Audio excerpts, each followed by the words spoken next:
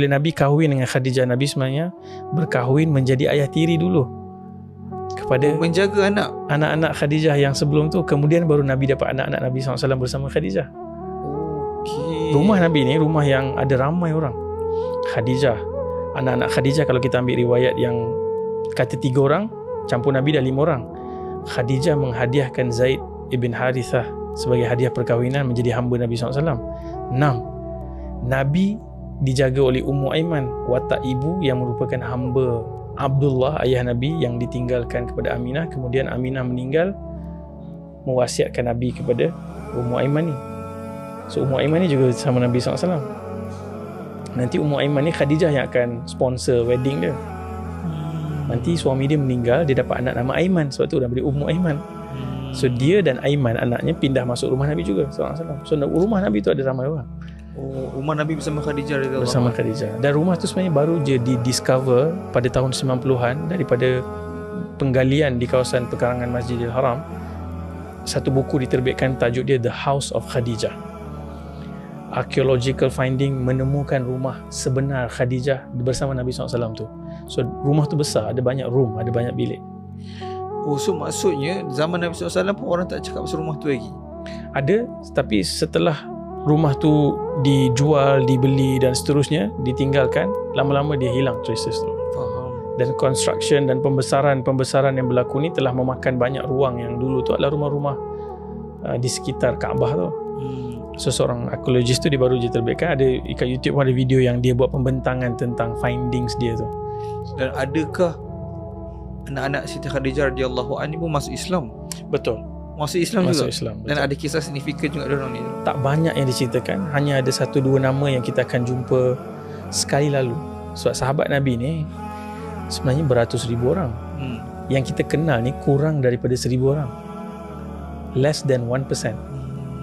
Sebab kita tarik waktu Nabi buat haji perpisahan tu, Hajjatul Wada', Nabi berkhutbah haji tu kan, khutbatul wada' tu, ada lebih kurang 100,000 orang yang mendengar. Tapi kalau kita kira nama-nama sahabat Nabi yang kita kenal, kita mungkin nak hafal 10 yang dijanjikan syurga tu pun belum, mungkin tak lepas lagi.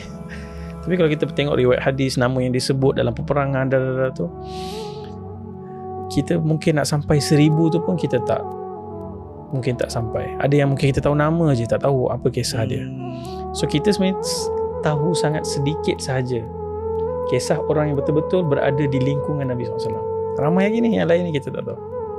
Betul lah, sebab almost impossible kan. Sebab kita masuk museum dekat kat Masjid Nabawi kan, ada nama-nama sahabat-sahabat, tapi tak tahu kalau kita put in konteks 100,000 nama tu berapa je kan sebenarnya. Dan sahabat ni, siapa yang pernah nampak Nabi SAW beriman dan mereka mati dalam keadaan beriman.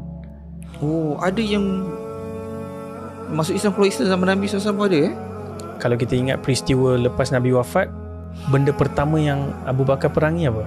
Orang murtad. Orang murtad.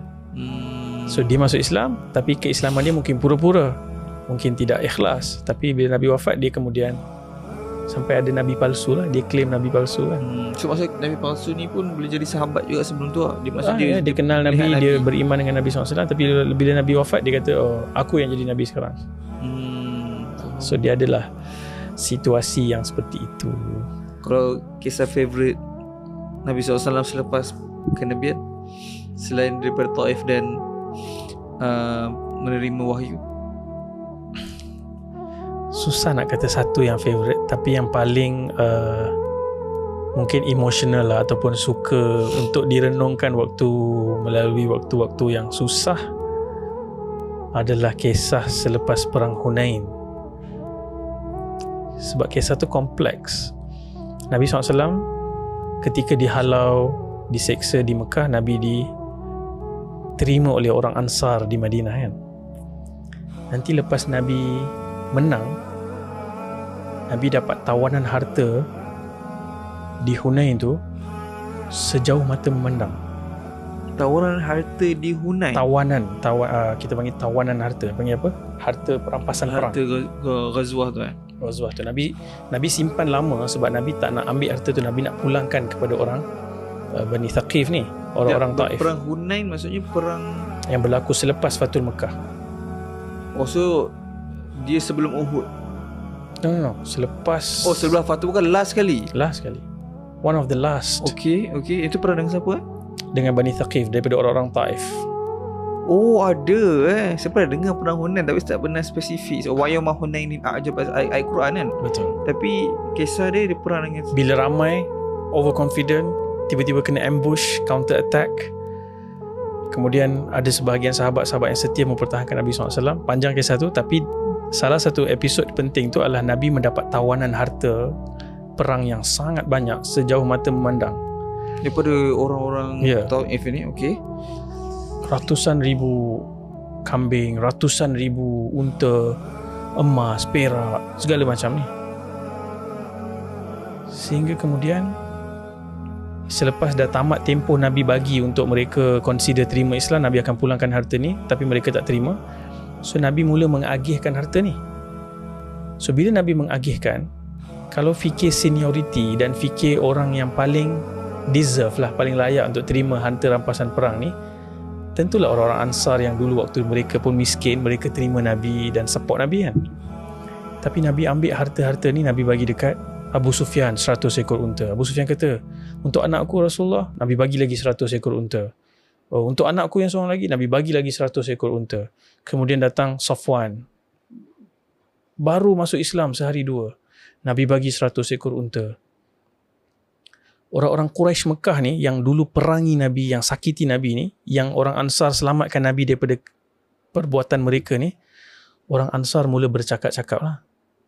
Dia kata, oh, Rasulullah dah jumpa balik dah kaum dia.